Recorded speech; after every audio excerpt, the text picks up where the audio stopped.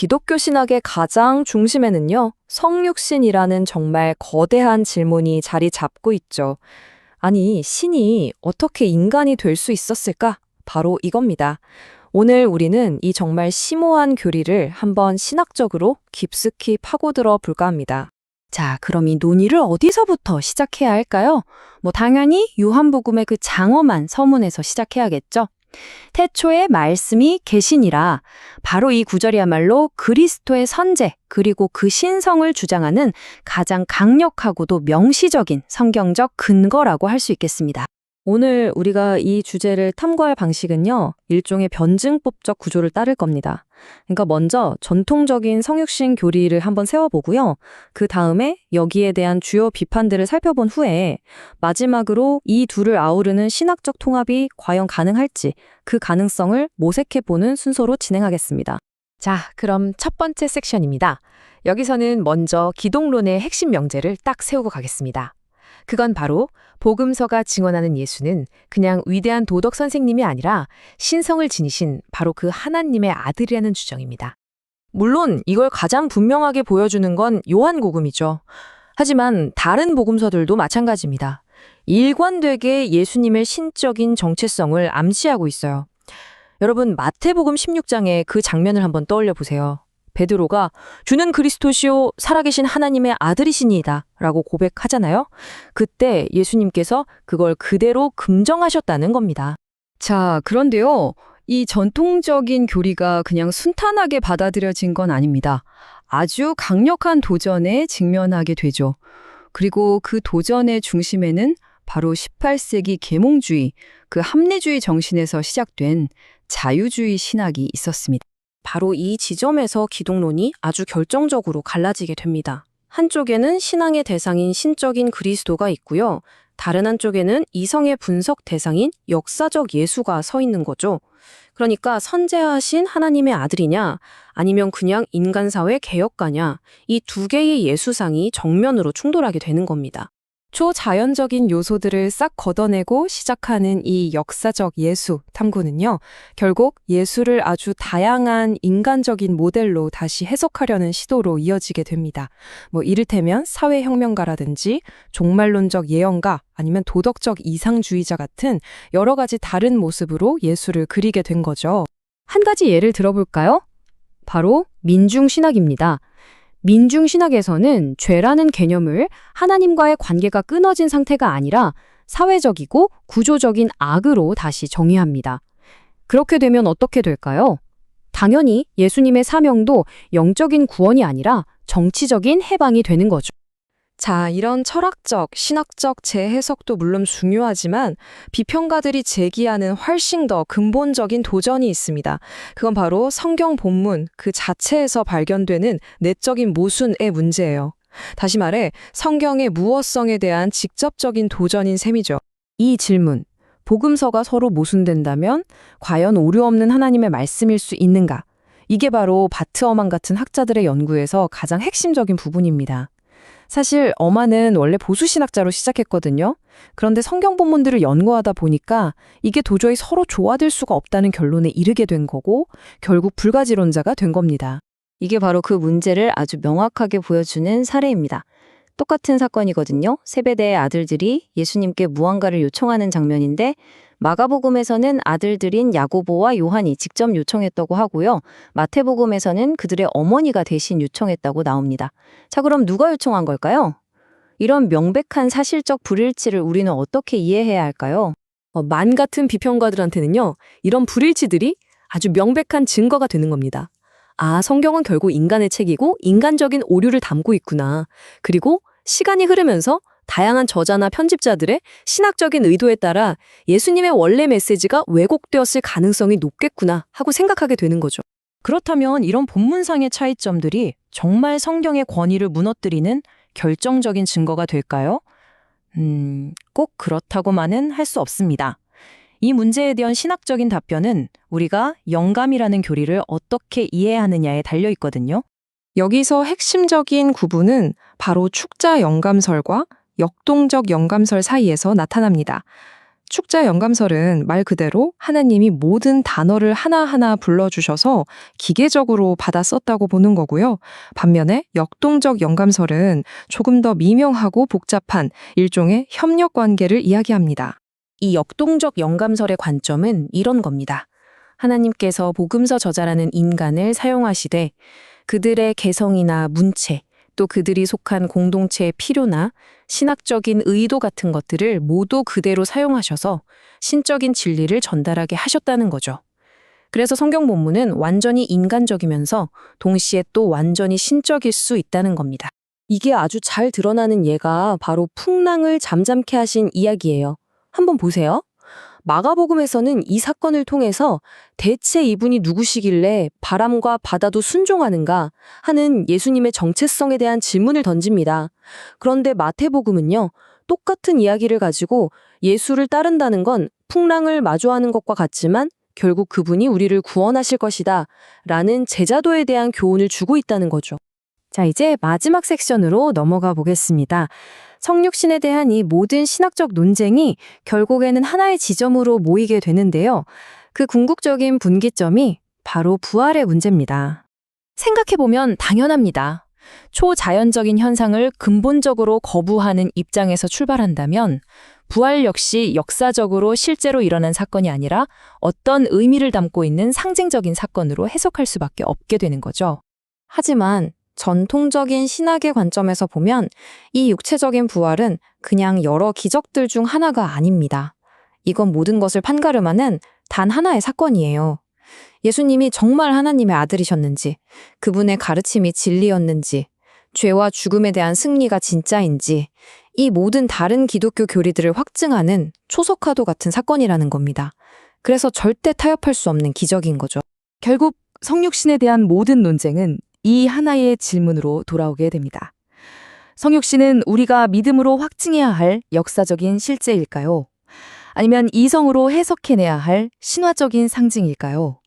이 질문에 우리가 어떻게 대답하느냐가 결국 우리 각자의 신학과 신앙의 전체적인 모습을 결정하게 될 겁니다. 오늘 이 심도 깊은 논의는 여기서 마무리하겠습니다.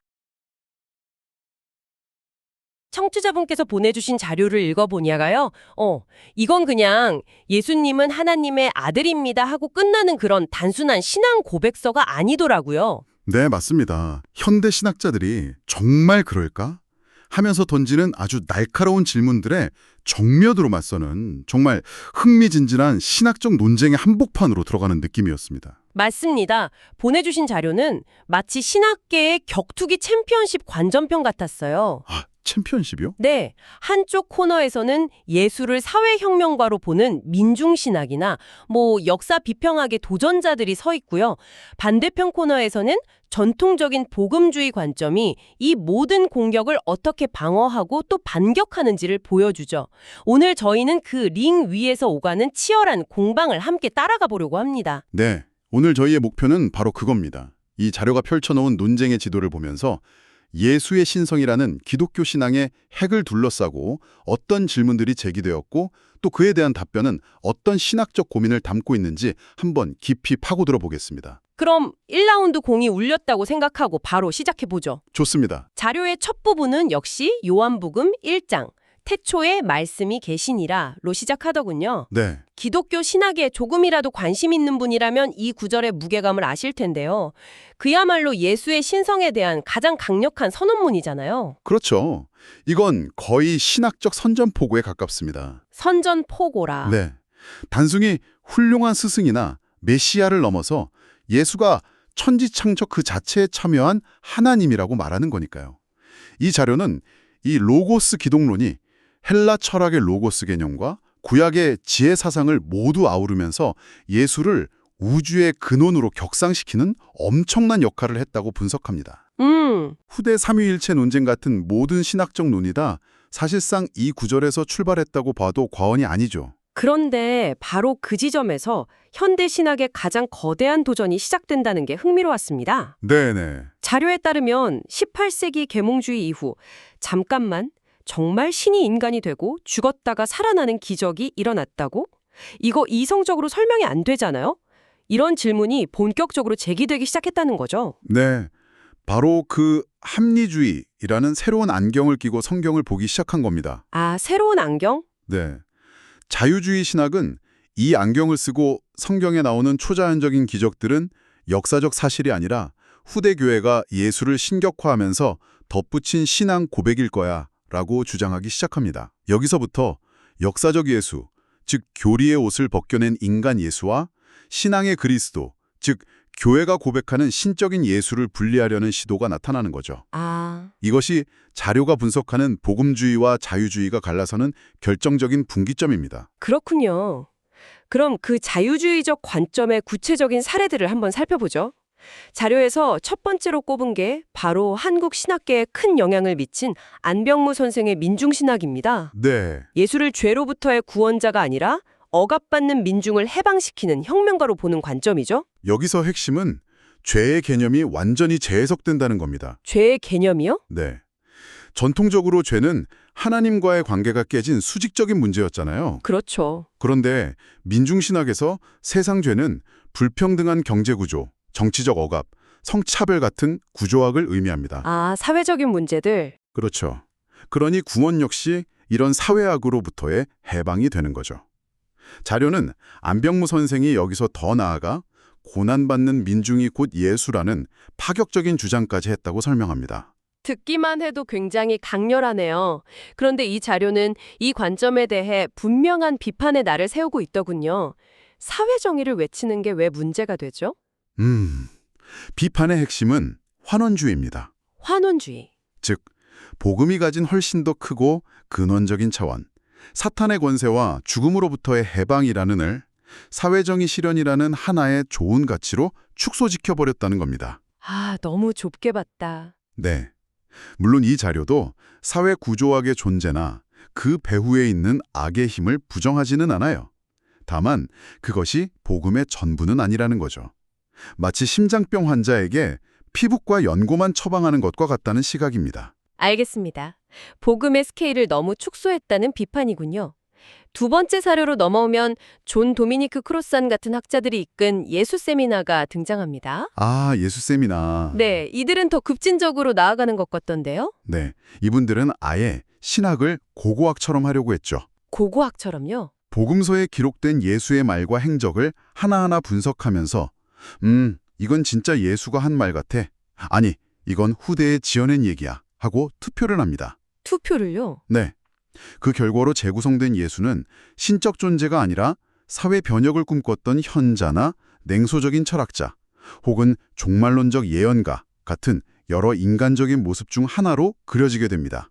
여기서 한 걸음 더 나아가면 예수는 그냥 신화일 뿐이다라는 주장까지 나오게 되는 거군요. 그렇죠. 예수의 동정녀 탄생이나 부활 같은 이야기들이 이집트의 호루스 신화나 다른 고대 신화들을 베낀 것에 불과하다는 주장 말입니다. 이 부분에 대한 자료의 반박이 아주 인상적이었습니다. 유사성과 차별성이라는 틀을 제시했죠. 정말 탁월한 분석 틀이라고 생각합니다. 자유주의 비평은 기독교와 고대 신화 사이의 유사성에만 집중해서 이거 봐, 다 똑같잖아. 기독교도 별거 아니야. 라고 말하려는 경향이 있죠. 네네. 하지만 이 자료는 그게 아니라 오히려 차별성에 주목해야 한다고 말합니다. 마치 요즘 음악평론가들이 어떤 노래를 듣고 이거 표절이네? 라고 할 때 아니 CGAMF 코드 진행은 대중음악에서 수천 번 쓰인 클리셰고 중요한 건 이 코드를 가지고 어떤 멜로디와 가사를 만들어냈느냐야 라고 반박하는 것과 비슷하며 와, 정확한 비유입니다. 하하, 자료는 구약의 창세기도 고대 근동의 창조 신화와 비슷한 구조를 차용하지만 결정적으로 세상은 여러 신들의 암투로 만들어진 게 아니라 유일하신 한 분 하나님이 말씀으로 창조하셨다는 엄청난 차별성을 선포한다고 지적합니다. 아, 신약도 마찬가지로 죽었다 살아나는 신의 모티브는 여러 신화에 있지만 예수의 육체적 부활이 갖는 역사성과 그 신학적 의미는 바른 신화와는 비교할 수 없는 독보적인 차별성을 가진다는 거죠. 그 차별성이 핵심이다. 네. 그게 바로 죄와 죽음에 대한 최종 승리의 선언이니까요. 알겠습니다. 그러니까 예수의 신성을 외부의 다른 신화랑 비교해서 공격하는 시각을 살펴봤는데 사실 더 무서운 공격은 성경 내부에서 온다고 자료는 지적하더군요. 맞습니다. 바로 성경이 스스로 모순된다는 주장. 바트 엄한 이야기로 넘어가 보죠. 바트 어만은 정말 강력한 상대입니다.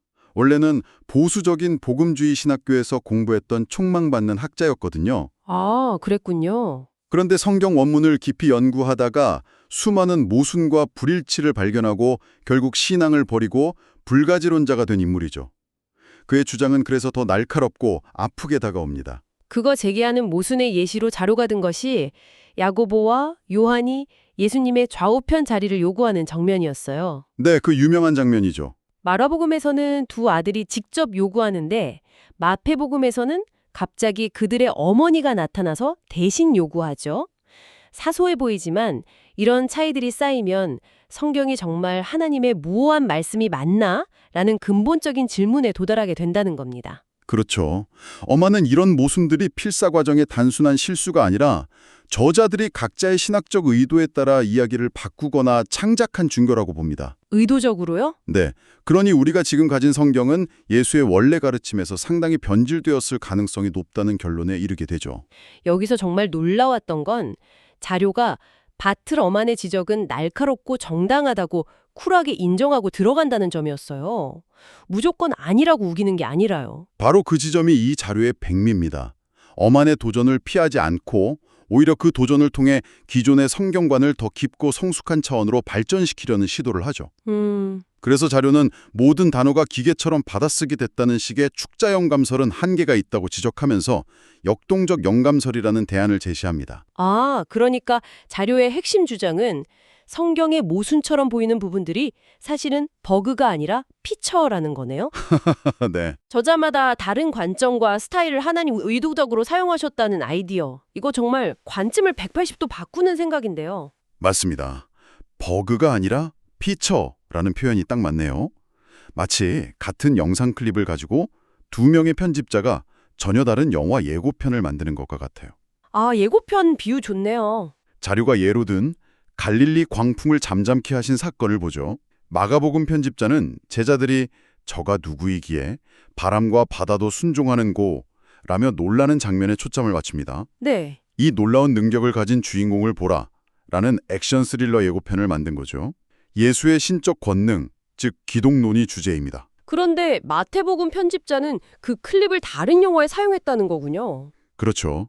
마태 편집자는 이 사건 바로 앞에 나를 따르라 라는 예수의 부르심을 배치합니다. 그래서 이 사건을 주인공을 따르면 이런 시련이 닥치지만 끝내 이겨낼 수 있다 라는 성장 드라마 예고편으로 만든 셈이죠. 아, 여기서 주제는 제자도가 됩니다. 소스는 같지만 편집자의 신학적 의도에 따라 전혀 다른 메시지를 전달하는 겁니다. 잠깐만요.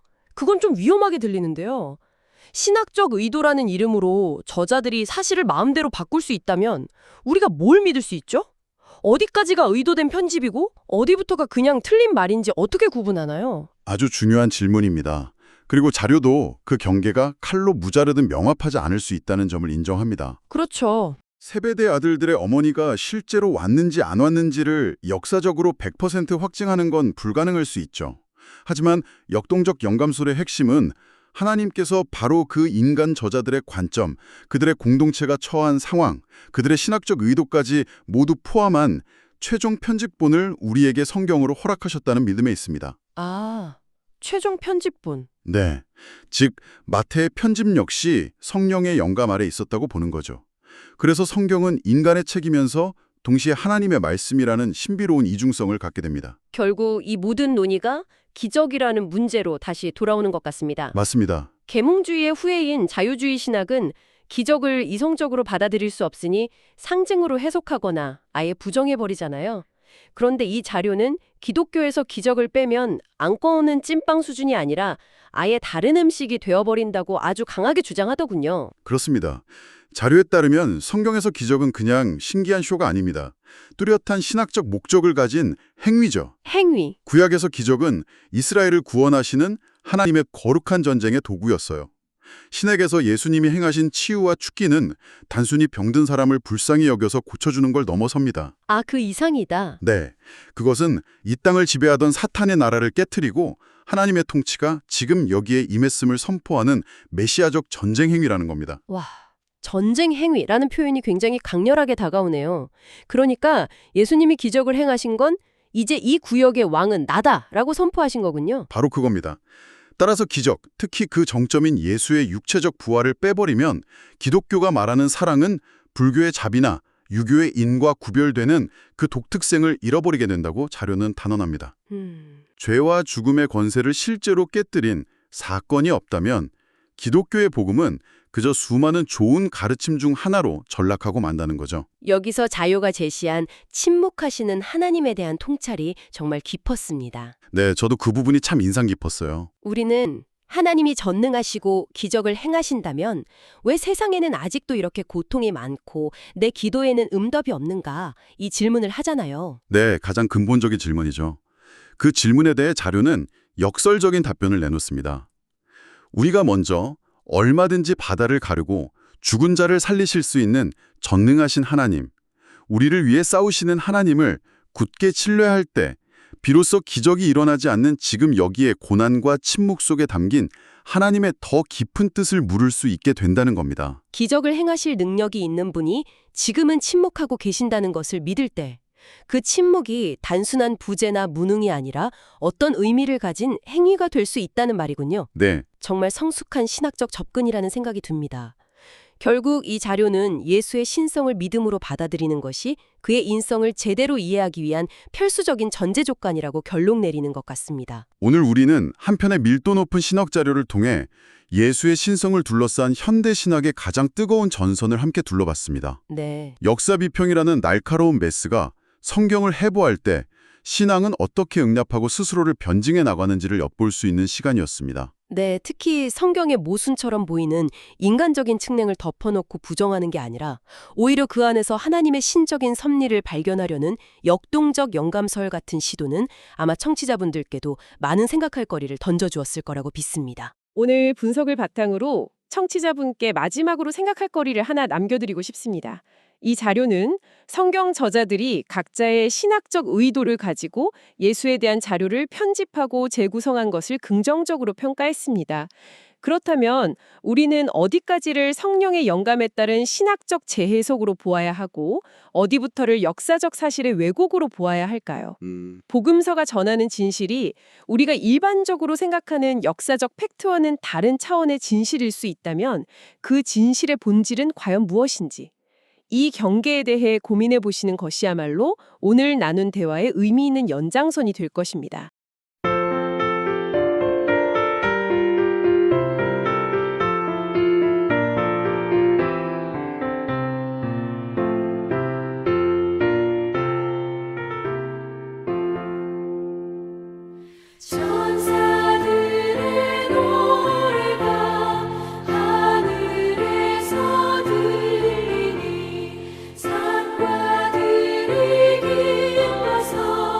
메아리